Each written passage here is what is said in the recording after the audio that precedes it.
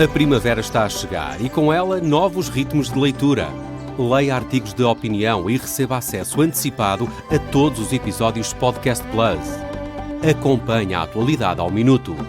Assine hoje o Observador com até 58% de desconto e habilite-se a ganhar uma tote bag e um voucher da Livraria Almedina. Tudo em observador.pt.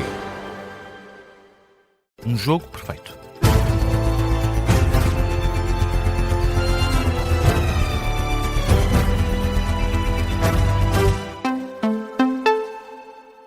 Notícias das 11 com José Rafael Lopes e José, a Ministra do Trabalho, não descarta a presença da CGTP na nova ronda renegocial. Maria Palma Ramalho garante que a próxima reunião para abordar a reforma laboral será em breve, mas não se compromete com uma data específica. Ainda não foi desta que foi possível encontrar um consenso entre todas as partes, mas a Ministra diz que há uma proposta bastante diferente da que foi inicialmente apresentada. Sobre a CGTP, que mesmo não sendo convidada tentou juntar-se à reunião de hoje, Maria do Rosário Palma Ramalho diz que o comportamento da Central Sindical foi sempre o mesmo desde o início do processo.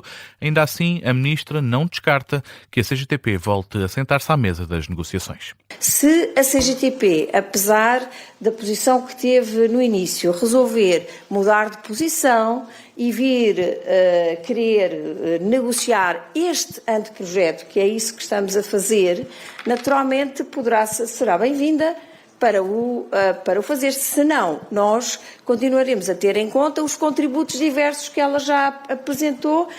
A Ministra lembra que o processo negocial tinha atingido um ponto de ruptura na semana passada, mas que acederam ao pedido de António José Seguro para que as partes se voltassem a sentar à mesa à nova reunião no horizonte, com Maria do Rosário Palma Ramalho a admitir apenas que deve ser em breve.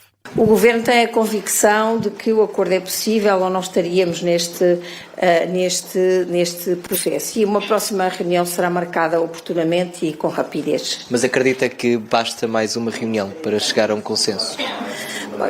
Depende muito da dinâmica da reunião. Estas matérias são complexas, os pontos que nos separam são obviamente os mais difíceis, portanto depende da dinâmica da reunião. Eu gostava. Declarações de Maria Palma Ramalho a dar conta de um aproximar de posições sobre a reforma do pacote laboral.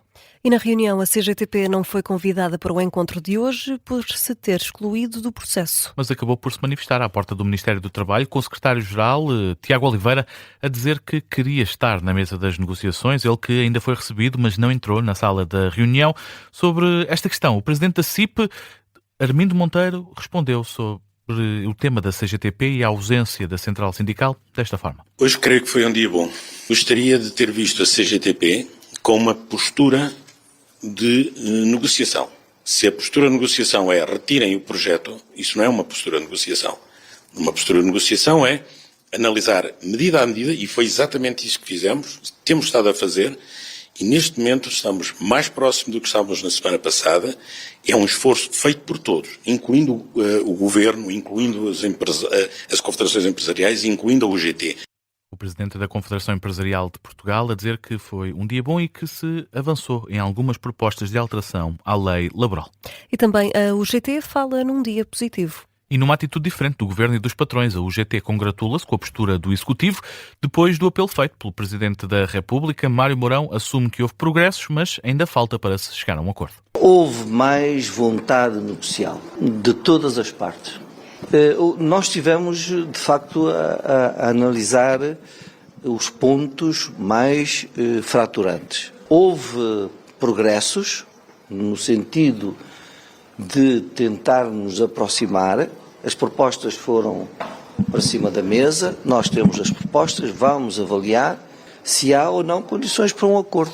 Já o presidente da Confederação do Turismo, Francisco Calheiros, garante que se deram passos importantes, mas também ele lembra que para haver consenso ainda falta. Não há acordo para nada ou há acordo para tudo até se chegar ao fim. Não vale a pena. Portanto, não vale a pena. Avançámos em todas as medidas que tivemos a analisar. Se no fim isto vai ser aprovado ou não, só no final é que se pode dizer. Não vale a pena ver 1 a 1, porque o que é hoje verdade, amanhã pode não ser. Posição do presidente da Confederação do Turismo após o regresso das negociações entre o UGT, patrões e governo. E o secretário-geral do PS vai conversar com o líder do PSD, primeiro-ministro, sobre as eleições para os órgãos externos da Assembleia da República. José Luís Carneiro recusa que seja retirada a representação do PS do Tribunal Constitucional e está à espera dessa conversa, ainda sem data, com Luís Montenegro.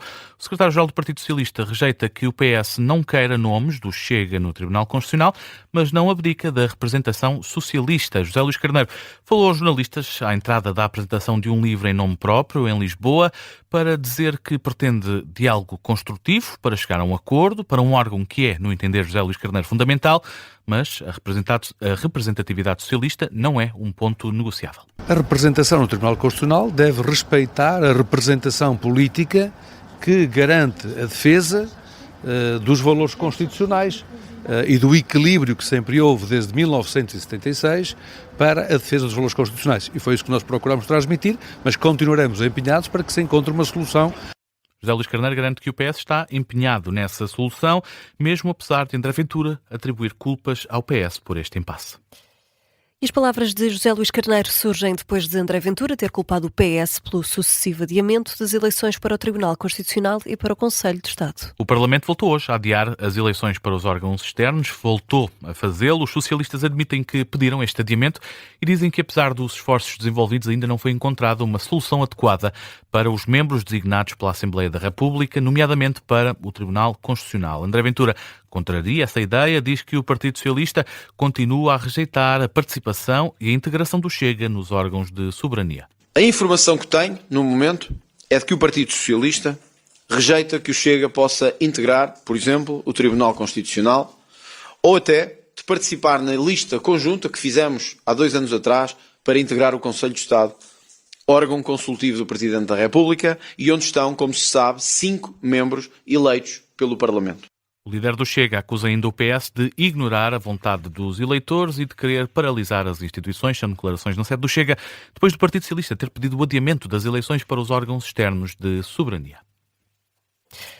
Vamos ao desporto. O Sporting joga amanhã com o Bodo Glimt na Liga dos Campeões. Rui Borges diz que o Sporting tem de fazer um jogo perfeito para passar à próxima fase. Os Leões estão em desvantagem nesta segunda mão dos oitavos de final da Liga dos Campeões. A equipa do Sporting perdeu o primeiro jogo por 3-0 na Noruega.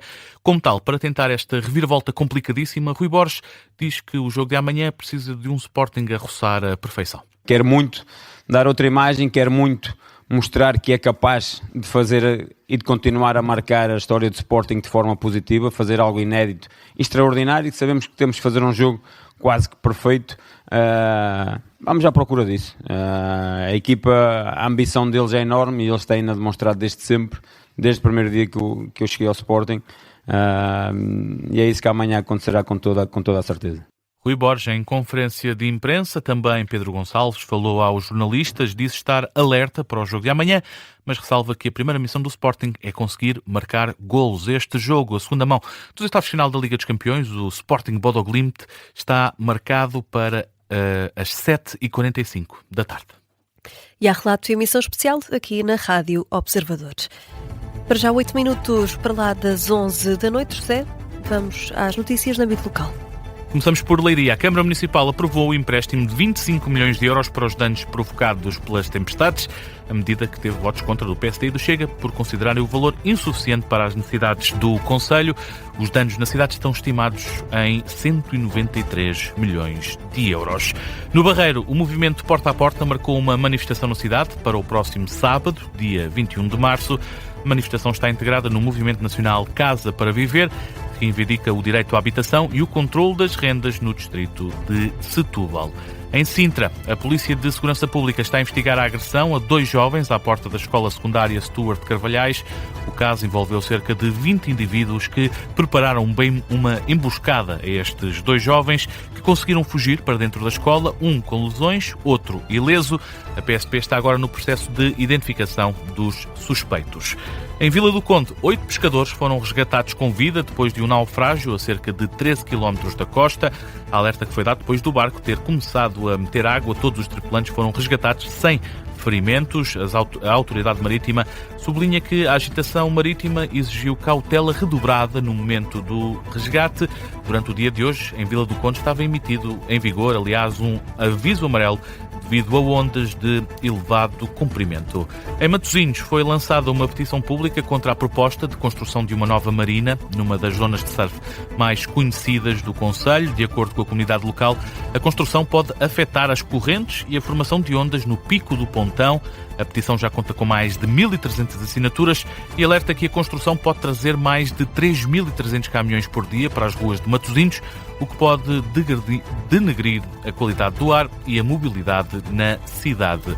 Em Aveiro há uma nova direção do Teatro Aveirense. Leonor Barata, que é bailarina e coreógrafa, foi anunciada como a nova diretora e programadora do Teatro Aveirense.